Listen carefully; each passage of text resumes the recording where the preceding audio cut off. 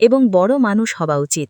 এখন ট্যাংশান বুঝতে পারে এবং তারা আরও অনেক কথা বলে এবং তাদের মধ্যে আমরা একটি রোম্যান্টিক অ্যাঙ্গেল দেখতে পাই।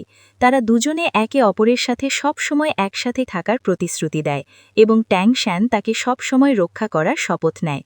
ট্যাংশানের বাবা ট্যাং হাওয়েরও নিজস্ব একটি পুরো ব্যাকস্টোরি আছে, যা অনেক বেশি ইন্টারেস্টিং এবং সে সম্পর্কে আমরা সামনে জানতে পারব। এরপর ট্যাংশান জিয়াও উকে তীর চালানোর ট্রিক শেখায় এবং নিজের লুকানো অস্ত্র দেখায়।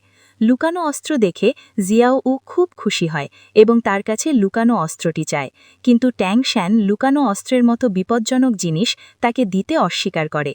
অন্যদিকে এখন ট্যাংশান আকাশের দিকে তাকিয়ে নিজের বাবাকে মনে করে নিজে নিজেকে এই প্রতিশ্রুতি দেয় যে সে একদিন নিশ্চয়ই অনেক বেশি শক্তিশালী হবে।